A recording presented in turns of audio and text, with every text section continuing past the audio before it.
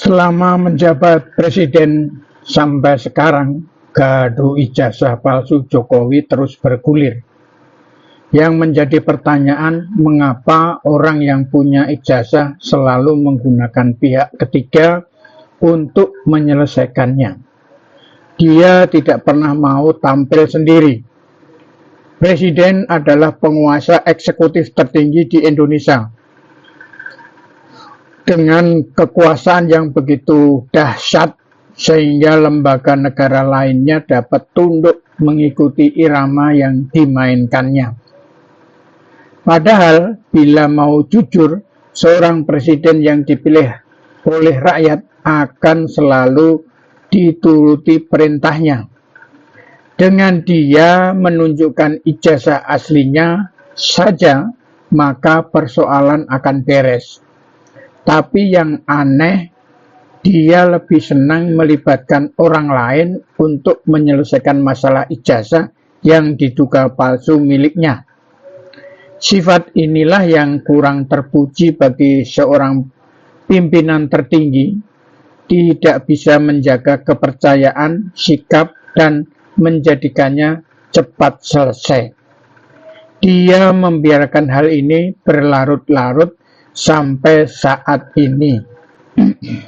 Saat jadi wali kota, gelarnya Dr. Randes atau DRS.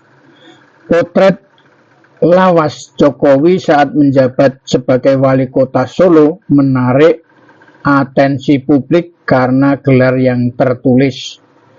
Dalam potret yang dibagikan oleh akun X @duangwarto memperlihatkan foto ketika Jokowi berkunjung ke PT Sritek Sukoharjo saat masih menjadi wali kota Solo. Gelar Jokowi dinilai janggal. Dulu DRS tiba-tiba berubah jadi insinyur. Seharusnya sebagai seorang pejabat publik memberikan ketenangan kepada masyarakat, bukan kegaduhan. Tampil memberikan penjelasan tentang penulisan itu, apakah kesalahan tulis atau memang benar adanya. Hal ini perlu dilakukan sebagai konsekuensi tanggung jawab pejabat publik. Pada kenyataannya, Jokowi mengelola kegaduhan dengan melibatkan pihak ketiga yang dapat diatur untuk melindunginya atas nama kekuasaan. Pihak ketiga tersebut dengan sigap menangkis semuanya tanpa rasa malu, membiarkan masalah melebar. PDIP sebagai partai pengusung Jokowi seharusnya bisa menegur kadernya yang menjadi pejabat publik untuk segera menyelesaikannya. Tapi PDIP ternyata juga diam saja. Partai ini juga mempunyai andil besar terhadap kasus ijazah Jokowi yang diduga palsu. Pada awal munculnya dugaan ijazah palsu ke ranah hukum dapat segera diselesaikan. Namun Jokowi memilih melibatkan aparat penegak hukum untuk melindunginya. Hal ini dapat dimaklumi beberapa kasus yang terjadi sebelumnya pada saat masa COVID-19. Jokowi dengan sukses memanfaatkan aparat hukum untuk menundukkan lawan politiknya. Bahkan ada kesan kriminalisasi hukum. Ada dugaan lain, Jokowi memang tidak mempunyai ijazah aslinya, karena foto yang tertera di ijazah tersebut sangat berbeda dengan wajah Jokowi. Yang heran, aparat terkait pada diem saja. Mereka sudah sibuk dengan kasus korupsi masing-masing. Strategi divide et impera. Ketika Jokowi sudah terpilih menjadi presiden, dia tidak berdiri sebagai pemimpin bangsa, tetapi tetap memelihara para buzzer dan memberikan jabatan kepada mereka untuk dijadikan mesin pengumpul uang Hal ini terbukti setelah Jokowi lengser, terjadi penggeledahan di beberapa kantor kementerian oleh aparat penegak hukum. Terdapat uang cash yang disimpan pada lemari loker. Selama Jokowi menjadi presiden, lebih banyak tindakan mudorotnya bagi rakyat ketimbang manfaatnya. Rakyat diadu dengan rakyat, ulama diadu dengan ulama. Tenaga kerja Cina masuk ke Indonesia setiap hari tanpa memperdulikan tenaga kerja bangsa sendiri. Yang saya heran, semua aparat yang mendapat gaji dari rakyat diam saja. Sungguh menyedihkan hidup di zaman Jokowi. Meraih kekuasaan demi mengatur negara dengan memanfaatkan strategi divide et impera. Strategi ini pernah dilakukan penjajah Belanda di Indonesia dan berhasil bercokol selama 350 tahun. Kepentingan negara lebih utama. Harap dicamkan, kepentingan negara lebih utama dari ego pribadi. Hilangkan kepentingan pribadi demi negara. Jokowi menganggap remeh tuntutan rakyat untuk membuktikan ijazahnya palsu apa tidak. Dia cenderung berlindung di balik aparat penegak hukum yang masih dapat dikendalikan melalui keuangan yang dimilikinya. Hal sederhana dan gampang dilakukan tapi justru menghindarinya.